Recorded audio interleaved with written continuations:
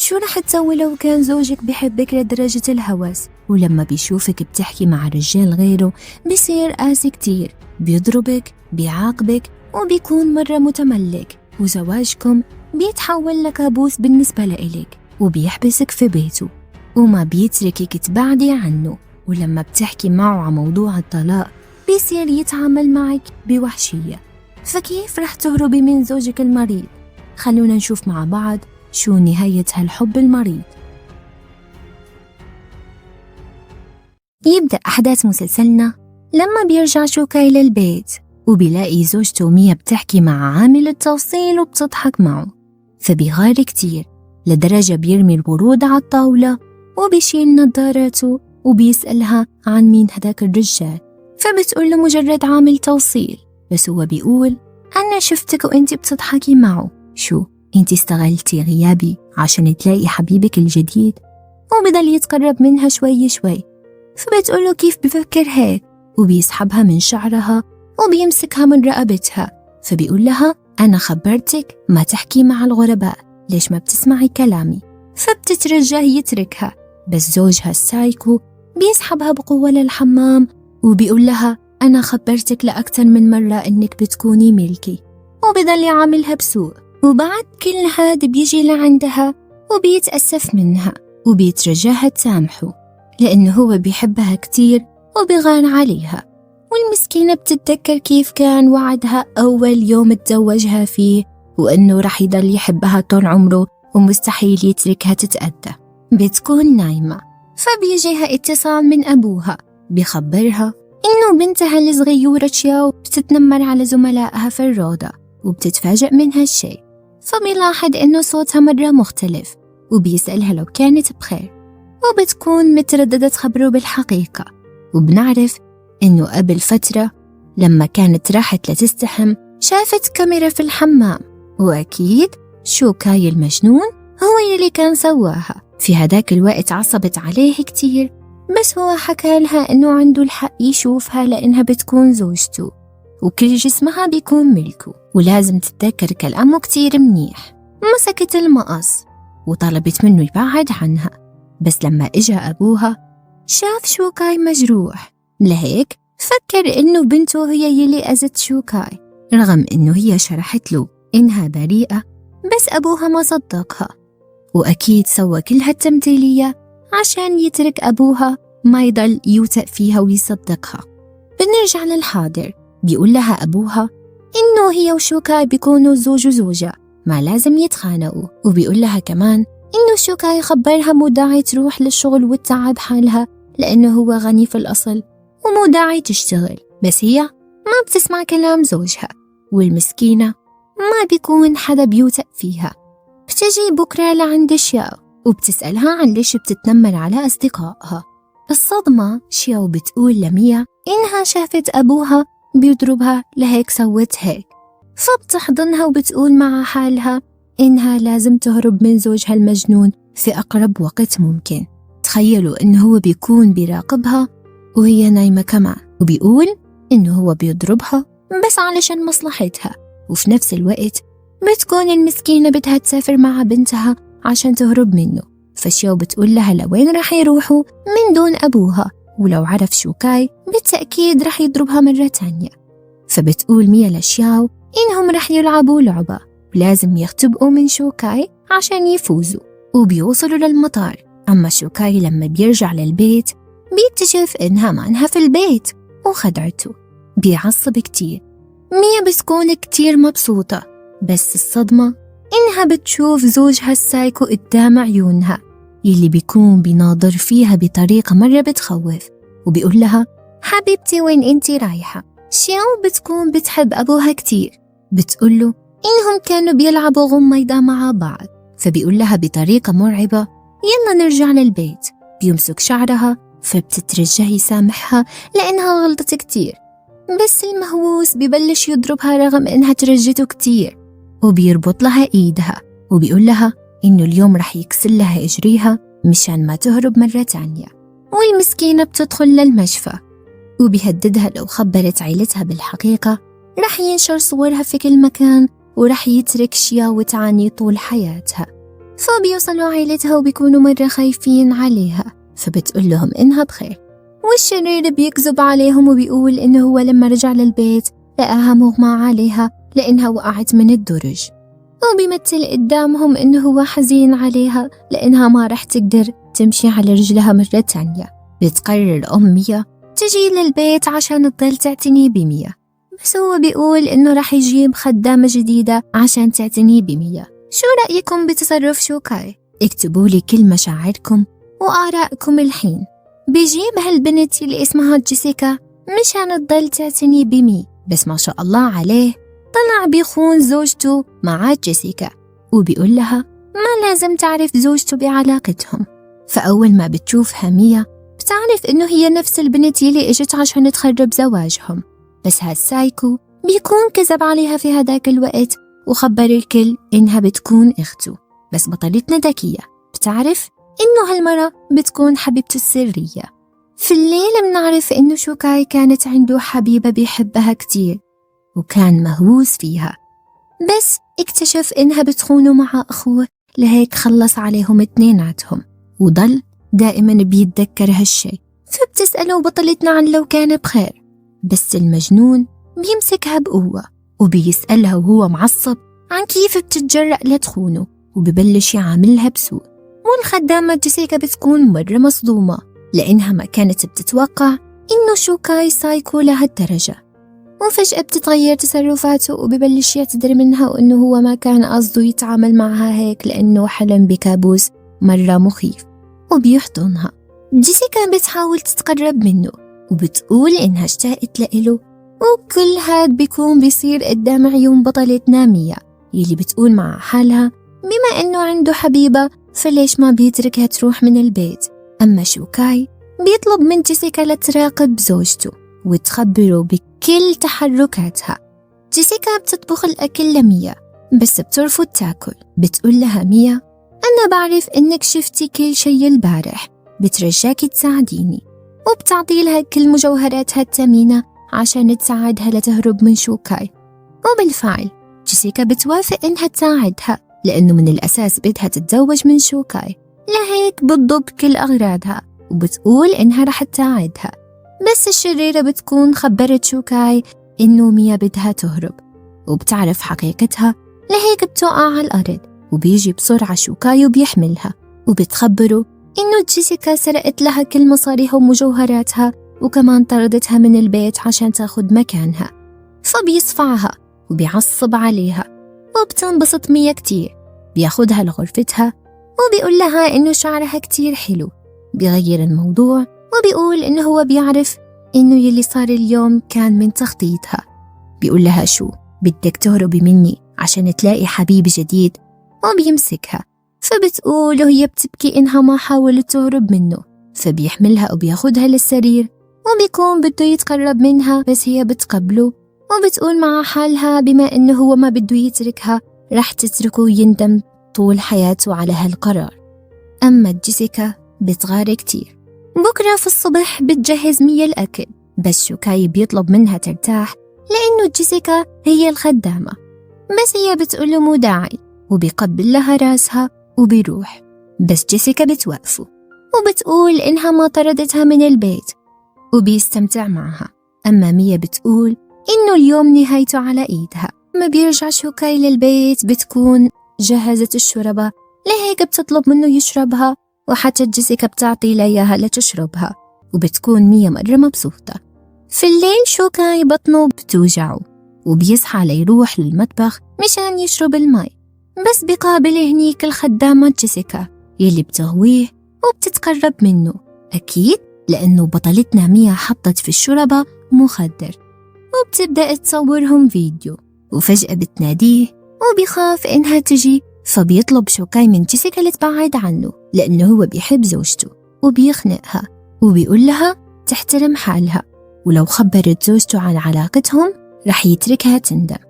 ميا بتنادي لجيسيكا وبتسألها لو كانت شافت شوكاي، بس هي بتقول لا. وفجأة بيظهر قدامها وبيكذب عليها وبيخبرها إنه هو كان في الحديقة بيشم شوية هوا. اليوم اللي بعده جيسيكا بتاخد ميا للمكتبة وبتكون بتعرف إنه شوكاي راح للشركة من بكير، لهيك بتفكر إنها تأذي بطلتنا. بس ميا بتكون ذكية وبتعرف إنه زوجها بيخاف عليها، لهيك بتناديه. ولما بيشوفها وهي مجروحة بيعصب على جيسيكا لأنها ما بتهتم بزوجته. بس جيسيكا بتنصدم لأنها ما كانت بتتوقع إنه شوكاي رجع للبيت بسرعة، فبيسوي لها الدواء وبيقول لها إنه خبرها من قبل لو تجرأ حدا يأذيها رح يتركه ويندم.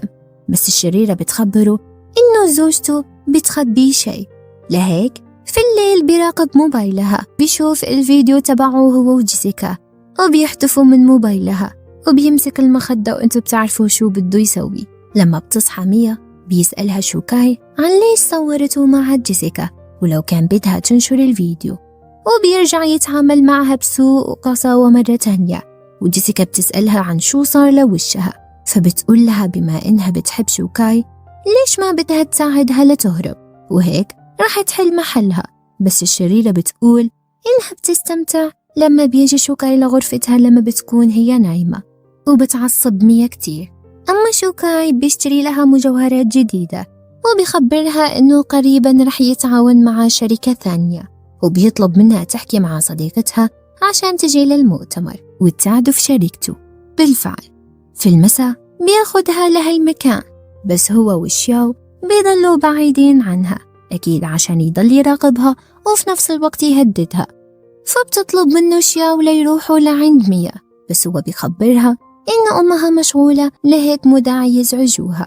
بالفعل ميا بتقابل صديقتها لارا يلي بتسألها عن حياتها، وبتتفاجأ كيف إنه ميا اتصلت فيها بعد ما مر سنوات طويلة على لقائهم، وبتسألها لو كان زوجها بيسجنها في البيت، فبتقول لا وإنها كانت مريضة. وفجأة بتشوف الكدمات اللي على إيدها وجسمها، وبتسألها لو كان زوجها هو السبب، بس ميا بتقول لا وإنها وقعت بالغلط، وبالعكس زوجها بيعاملها بلطف وبيعتني فيها. وبتطلب منها تجي للمؤتمر الصحفي للشركة، ولأنه لارا صديقة ميا بتوافق. فبيضلوا يتمشوا مع بعض، وبتقول لها إنه الطالب اللي كان معجب فيها صار الحين طبيب ومرة شاطر، وبتسألها عن ليش ما تروح تقابله عشان يعالجها. ولما بيسمع شوكاي كلامها بيعصب كتير، وبيتذكر اليوم يلي كان هالشخص المجهول بضايقها وكيف إجا بطلنا شوكاي وساعدها. ومن هداك اليوم ميا اتزوجته وصار بيعاملها بلطف. فبتطلب ميا من لارا لتروح لأنها رح تلتقي بزوجها هون، وبيضل شوكاي يناظر فيها بطريقة مرعبة أكيد زي العادة. لما بترجع ميا للبيت بتطلب من شياو لتروح تنام وتسكر باب الغرفة، وبعدين بيجي لعندها شوكاي بيحملها وبياخدها لغرفتها وبيسألها عن كيف بتتجرأ لتتذكر هداك اليوم. فبتقول له إنه هو مجنون وبده يتعالج، فبيضل يعاملها المسكينة بسوء زي العادة. وجيسيكا بتكون بتشوف كل شيء حرفياً زي كأنها بتشوف فيلم رعب بيخوف. جيسيكا بتروح لغرفة شياو وبتاخدها لتشوف شو بيصير في ميا. بس شوكاي لما بيشوف شياو بيسوي حاله إنه طيب ولطيف، وبيقول لشياو إنه هو بيساعد ميا عشان ترجع تمشي على رجلها مرة تانية. شوكاي مانو غبي، بيعرف إنه جيسيكا هي اللي خططت لتترك شياو تجي لغرفتهم، لهيك بيعصب عليها وبيهددها لو كررت فعلتها لليوم رح يخلص عليها بإيده. جيسيكا بتاخد شياو للغرفة، أما هو بيقول لميا إنها بتكون ملكه ومستحيل تهرب منه. وبتشوف كاميرا المراقبة، بنكتشف إنه ميا بتقدر تمشي على إجريها، وبتقول إنها رح تجمع الأدلة الكافية ضد شوكاي عشان تتركه يتعاقب.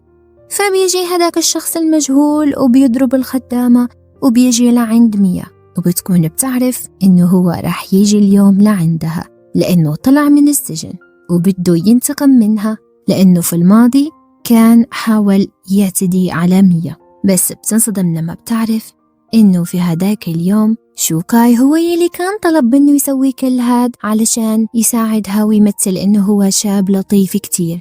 بيرجع شوكاي للبيت ومباشرة بيخلص عليه، وأخيرا بتعرف ميا إنه شوكاي خدعها لقدر يتزوجها ولا ياخد شركتها. فبيطلب منها ترتاح، وبعدين بيروح مع جيسيكا ليتخلصوا من هداك الرجال. بيرجع وبيخبرها إنه هداك الرجال ما رح يسترجي يرجع للبيت مرة تانية.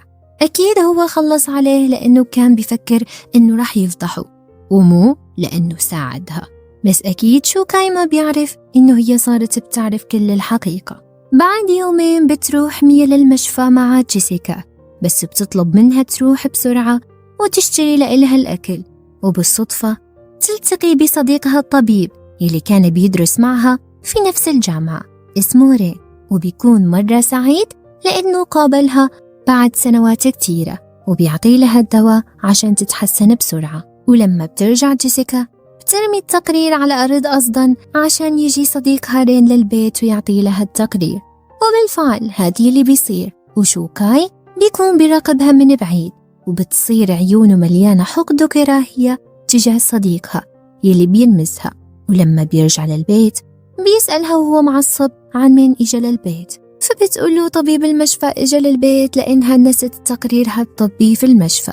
فبيقول لها إنه هو ما بيحب يشوفها بتحكي مع الرجال التانية، فبتقوله إنها آسفة وما رح تحكي معه مرة تانية. في الليل بيضل يلمسها، فبتقوله إنها مريضة وبدها تنام. فبيروح للمطبخ وبيلاقي جيسيكا هنيك يلي بتكون بدها تتقرب منه، وأكيد بيلبي طلبها. بكرة في الصبح بتستفرغ جيسيكا، لهيك شوكاي بيلحقها وبيسألها لو كانت حامل، فبتقوله إنها ما بتعرف. فبيطلب منها تروح للمشفى بسرعة، وهو ما بده تعرف ميا إنها حامل. وبتعصب جيسيكا كتير. ميا بتنادي لشوكاي بتقوله إنه احتمال كبير جيسيكا تكون حامل، بس هو بيقول مستحيل وإنه بطنها بس بيوجعها ومش أكتر من هيك. وبيقبل لها راسها وبيقول لها إنه الليلة عنده اجتماع مرة مهم لهيك رح يتأخر. أما جيسيكا بتقول إنها رح تروح للمشفى، فرغم إنه ميا ما بتقدر تمشي على رجلها بتقرر تطلع من البيت، وبتوعد الشاو إنها رح تاخدها لمكان مرة بعيد عن شوكاي ويعيشوا بسعادة. جيسيكا بتعرف إنها حامل وبتفرح كتير، فبتصطدم فيها ميا بالغلط عشان تشوف التقرير وبتنصدم. جيسيكا بترجع للبيت بسرعة عشان تخبر شوكاي، بس هو ما بيكون سعيد بهالخبر. بكرة في الصبح بيجي رين ليقابل ميا عشان ياخدها لتسوي الفحص، ولما بيشوفوا شوكاي بيعصب كتير، لهيك بيعرف على حاله وإنه هو بيكون زوج ميا، وبيكون صديقها بيعرف إنها تزوجت، وبيسأله عن إمتى ميا رح تتعافى وترجع تمشي على رجلها مرة تانية. فبيقوله بعد 2 سنين، لأنها لازم تروح للمشفى كل أسبوع وتسوي فحوصات مهمة، والأهم ترتاح. فبيفرح كتير، فبتطلب منه ميا ما يعصب لأنها ما كانت بتعرف إنه رين رح يجي اليوم للبيت. فبيقول لها شوكاي لو كانت حياة عائلتها مهمة بالنسبة لإلها فما لازم تتركه يعصب ويفقد أعصابه. وفي الليل بيجي لعند جيسيكا عشان يستمتع معها، فبيقول لها إنه هو عنده شياو وبالنسبة لحملها رح يفكر بعدين. اليوم يلي بعده بتجي جيسيكا لعند ميا وبتقول لها غريب ما ضلت بتروح للمشفى، والطبيب رين صار بيجي للبيت دايما، شو لو كشفهم شوكاي سوا أكيد رح يضربها. فبتقول لها ميا من الأحسن تهتم بشغلها وطبخها لأنه حياتها ما بتهمها. بتقول جيسيكا بالعكس زوجها بيكون أب طفلها. وبتروح. في المسا بتكون جيسيكا بتنظف زي العادة، بس بتروح، لهيك ميا بتحط مخدر في عصيرها، ولما بترجع بتشرب كل الكاسة وبتفقد الوعي. بتتأكد لو خطتها نجحت أو لا، وأكيد ميا مخططة اليوم تكشف الجانب المظلم من شوكاي. بالفعل في الليل بيوصل شوكاي للمؤتمر وبيفرح لما بيشوف لارا، فبتقوله بالطبع رح تجي لأنها بتكون صديقة زوجته المقربة، وبتتمنى في المقابل يحترم ميا ويعاملها بلطف لأنها بتحبه كتير. فبيقول لها بالطبع رح يعاملها بلطف لأنها بتكون المرة يلي بيعشقها، وحتى رين بيكون موجود كمان، لهيك شوكاي بيستغرب. فبيقول له سبب يلي تركه يجي عشان يدعمه لأنه بيكون صديق زوجته، وبيشكره. فبيسأله رين عن ميا، بيقول له إنها تعبانة لهيك ما إجت، بس في الواقع هي بتمر من قدامه، ولأنه ذكي بشك إنها تكون ميا، بس في نفس الوقت بيقول مستحيل لأنه ميا ما بتقدر تمشي على إجريها. بعد شوي بيبدأ المؤتمر الصحفي، وبيكون الكل متحمس للاستثمار الجديد يلي رح يسويه شوكاي. بس فجأة بيشتغل فيديو لأبطالنا لما تزوجوا، وبيستغل الفيديو ليكسب ثقة الموجودين، وإنه هو بيعامل ميا بلطف وبيعتني فيها، لدرجة إنها إجت للمؤتمر رغم إنه هو طلب منها تضل في البيت لترتاح. فبتعصب ميا كتير لأنه كل خطتها فشلت. المفروض كان لازم الكل يشوف فيديو لشوكاي بيضربها ومو فيديو هو بيعاملها بلطف. بتحاول تهرب بس شوكاي بيفضحها قدام الكل. فبتسألها لارا عن ليش متنكرة، فبتقول إنها مريضة وما حبت تأثر على الموجودين. فبتقول لها لارا إنه زوجها بيحبها كتير وبيعاملها بلطف. فبيقول شوكاي بالطبع لأنها بتكون المرة يلي قضت معه 7 سنوات، وبيسحبها معه للمسرح وبتتساءل عن كيف قدر يكشفها. فبيشكرها لأنها إجت وهيك رح يصير غني كتير. بيذكرها إنه اليوم ذكرى زواجهم فمو داعي تتذاكى. فبيقول للكل إنه هو حاب يسوي هالمؤتمر مشان يعبر عن حبه لميا، وبيأمرها لتضحك، وبيكونوا عيلتها موجودين وشياو كمان يلي بيكونوا مبسوطين كتير لأنه ميا لقيت زوج يهتم فيها ويحبها طول هالسنين. بس في الواقع شوكاي بيسأل ميا عن ليش ما خبرته إنها تعالجت مشان يكسر لها إجريها مرة تانية. أكيد شوكاي اكتشف الكاميرا يلي كانت في غرفة نومهم، وكمان شاف في موبايلها فيديو لإله كدليل إنه هو بيخونها. بس ما شاء الله عليه، يعني هو ذكي كتير، بيستغل الفرصة وبيتقدم لها بخاتم من ألماس. الكل بيكون بيتمنى يكون في مكانها، بس ميا الوحيدة يلي بتعرف إنه هو شيطان بجسم إنسان، وبتمثل معه لدرجة رين بيقتنع إنه ميا خلاص رح تضل ملك شوكاي للأبد، لأنهم بيحبوا بعض كتير، وبيفقد الأمل وحبه تجاهها. فبيأمرها شوكاي تكون مطيعة وترجع للبيت مع جيسيكا، بس لما بتوصل بترفض إنها تروح معها لحتى تفضح شوكاي، ولكن هو بيهددها بحياة شياو، لهيك بترجع. في البيت بتخبرها جيسيكا إنها تعرفت عليها في المشفى، وكانت بتعرف إنها رح تستغل المؤتمر لتفضحهم قدام الكل، بس من الأحسن تتقبل الواقع لأنه هي وشوكاي مو أغبياء زيها، وبالتأكيد رح يكافئها على فعلتها لما يرجع في الليل. وبتذكرها بشياو وإنه شوكاي يقدر يخلص عليها بسببها. بالفعل في الليل بطل تتساءل بطلتنا عن ليش شوكاي مسوي كاميرات في كل البيت، وأكيد ما بتتجرأ تشيلهم. بعد نص ساعة بيجي بيقول لها شو بدها تفضحه قدام الكل في يوم ذكرى زواجهم، وبيقول كمان إنه هو بيحبها كتير لهيك بيعاملها بلطف، بس ما رح تقدر تفهمه. بتقول له شو الحب عنده هو يسرق شركتها يلي تعبت عليها لسنين، يكسب ويخدعها، يجيب عشيقته للبيت لتكون خدامة مشان يستمتع معها وتولد طفله. فبيقول لها هو بيعرف إنه ظلمها كتير وضربها لسنوات، لهيك الطلاق هو الحل الوحيد عشان تصير حرة. بس هي بتنصدم لأنها طلبت منه الطلاق من قبل 2 سنين، وكانت ردة فعله مش متوقعة.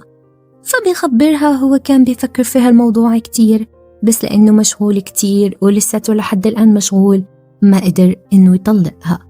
بس بيوعدها إنه أول ما يتعامل مع شغله راح يروح معها ليتطلقوا. وبالنسبة لشياو فهي يلي راح تختار مع مين تروح، وأكيد ما بتقتنع بكلامه. بيجي لعند جيسيكا وبتسأله عن ليش ما ضرب ميا، فبيقول لها لو سوى هيك راح تفكر تهرب من إيده، وهو ما يقدر يتخلى عنها لأنها بتضل المرة الوحيدة يلي بيحبها، ومستحيل يطلقها حتى لو توفى. في الصبح بتتفاجأ ميا لأنه شوكاي ما راح للشركة، فبيقول لها ما ضل كتير ويتطلقوا ولازم يعيشوا آخر أوقاتهم مبسوطين، وبيسألها عن لو كانت بخير، فبتقول له إنها بخير. فبيقول لها هو جهز الإفطار وكمان حجز تذكرتين ليروحوا للسينما في الليل. بيحاول يقبلها بس بتتجاهله، فبيعتذر لأنه حياتها صارت جحيم بسببه. فبتقول له مو مشكلة، الأهم هو الطلاق. بتقول مع حالها لو ما كانت بتعرف الجانب المظلم منه أكيد كانت رح تصدقه. بعد يومين بتكون إيمة بتتمشى بس فجأة بينقذها رين من الموت وبتشكره. وأكيد شوكاي شافهم سوا. لما بترجع للبيت بتلاقي شوكاي اوريدي جهز العشاء وبيبدأ يمثل وإنه هو زوج منيح، بس الطلاق رح ياخد وقت كتير بحجة إنه هو مشغول. لما بتشرب النبيذ بتفقد الوعي، بيعترف إنه هو بيعاملها بسوء لأنه بيحبها، بس بيتساءل عن ليش دايما بتحاول تهرب منه وبياخدها للغرفة. طلع مخطط مع جيسيكا، بتسأله عن ليش تغيرت تصرفاته مع ميا في آخر فترة. بيقول لها عشان يخدعها، وبيعترف إنه هو حط في مشروبها دواء رح يترك جسمها يصير ضعيف وتنام كتير، ما تعصب، والأهم الأطباء ما رح يقدروا يعرفوا هالشي. حتى جيسيكا بتكون اشترت تأمين الوفاة باسم ميا، وشوكاي هو يلي رح ياخد ممتلكات ميا لما تتوفى. فبيعصب كتير لأنها ما أخذت رأيه في هالموضوع. بتقوله إنها حبت تسوي له مفاجأة، بالإضافة إنها سوت كل جهدها. فبيقول لها إنها حقيرة، الحين لو صار شي لميا رح يكون هو المتهم الرئيسي. فبتقوله إنه هو سوى أكتر من هيك، ليش تأمين الوفاة ما وافق عليه. وبيستمتعوا مع بعض. ميا تكون سمعت كل كلامهم من الأول للآخر، وكانت بتعرف إنه شوكاي مستحيل يتغير، لهيك مثلت قدامه إنها شربت النبيذ، بس هي في الواقع ما شربته. بتقول مع حالها رح يجي اليوم يلي رح يعرف الكل حقيقته. في الصبح بتنصدم لما بتلاقيه قدامها، بيطلب منها تشرب الحليب ليروح مفعول النبيذ، بس في الواقع الحليب فيه دواء، وبتقدر ميا تتعامل معه. ولما بيروح بترمي الحليب. في الجانب التاني بتكون جيسيكا بتستفرغ، فبتسألها ميا عن لو كانت بخير.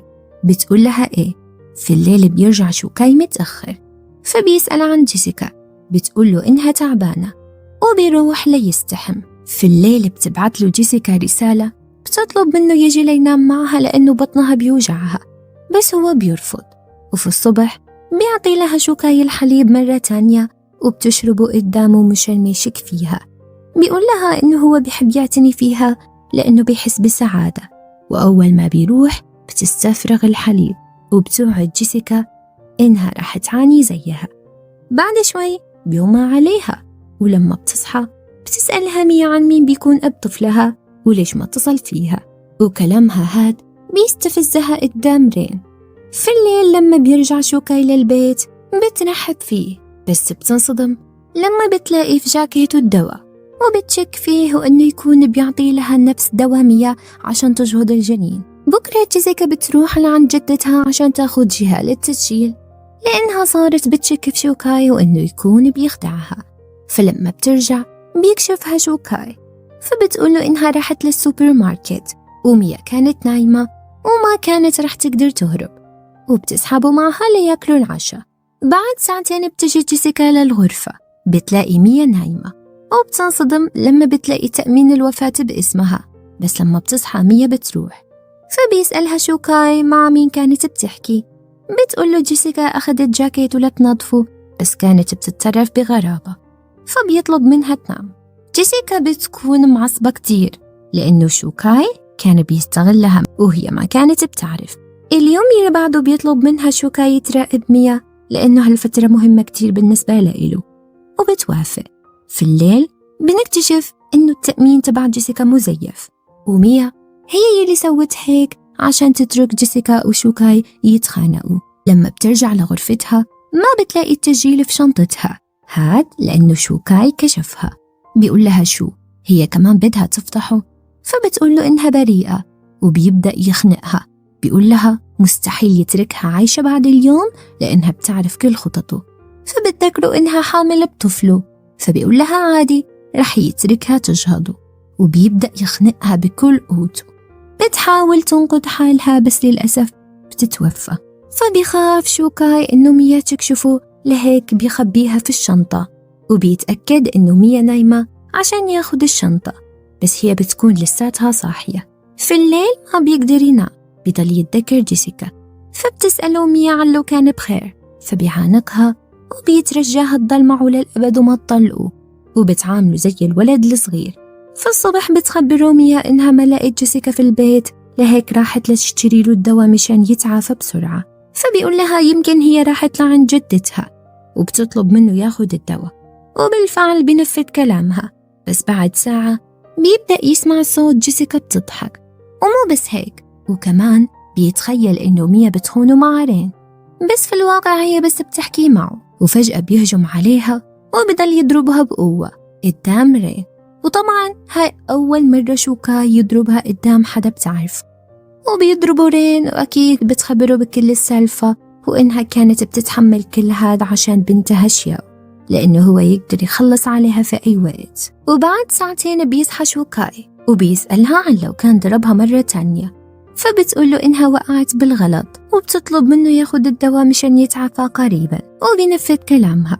في المساء بتجي عيلتها لتزورها وكمان ليعطوا لها شياو، لأنه صار دورها إنها تعتني ببنتها بعد ما ضلت مع عيلة ميا لمدة شهر. وأكيد بيسألوها عن جرحها وبتخبرهم بنفس الكلام يلي حكته لشوكاي. وبعدين بيجي بس بيتخيلها جيسيكا، لهيك بيبدأ يضربها قدام عيلتها لأول مرة. والمشكلة شياو بتشوف كل شيء وعيلتها بينصدموا من شوكاي. فبعدين بيغمى عليه، وأكيد ميا بتروح لبيت عيلتها وبيعتذروا منها وبتخبرهم بكل السالفة وكيف كانت بتتعرض للضرب من طرف شوكاي لمدة 7 سنوات. وبتنشر فيديو لشوكاي عن النت وهو بيتخلص من جيسيكا، وبيصير ترند لدرجة كل أصدقائها بينصدموا من الفيديو. وفجأة بيجيها اتصال من عند شوكاي بيطلب منها تجي لتودع الشياو. بتوصل للمكان يلي تزوجت شوكاي فيه وبتشوف الشياو، بتذكروا إنها بتكون بنته كمان. فبيقول لها إنه هو صار بيعرف ليش جيسيكا حاولت تفضحه، فبتقوله إنها ما ندمت عن أفعالها، بس ندمت على اليوم يلي تزوجته فيه. فبتطلب منه شياو ليتركها تروح لعند أمها، بس هو بيقول إنه حابب يضل مع شياو وبيعترف إنه هو بيحبها. فبتترجاه ليترك الشياو، وبالفعل بيتركها. وبعدين بيوصل رين مع الشرطة، بس شوكاي بيسحبها لعنده وبيهدد الشرطة إنه رح يخلص عليها. فبتقوله إنها بتحبه كتير، بس ليش بيعاملها بقساوة؟ حول حياتها جحيم من أول يوم تزوجها، لهيك مو مشكلة لو خلص عليها. بس هو بيتركها تروح وبيقول إنه هو ما بيعرف ليش كان بيتصرف هيك، وبيطلب منها ترجع له لأنه ندم عن كل أفعاله. وبعدها بيخلص على حاله وبيتذكر أول مرة قابل ميا وكيف حبها من أول نظرة. في الأخير ميا صارت حرة بعد ما ضلت مع شوكاي السايكو 7 سنوات. بس ما ننسى إنها تعذبت كتير، وشوكاي دخل للسجن ليتعاقب على كل أفعاله. شوكاي رح يضل في السجن للأبد، وشياو صارت بتقضي وقتها مع ميا يلي صارت قريبة من رين. وبس هيك النهاية.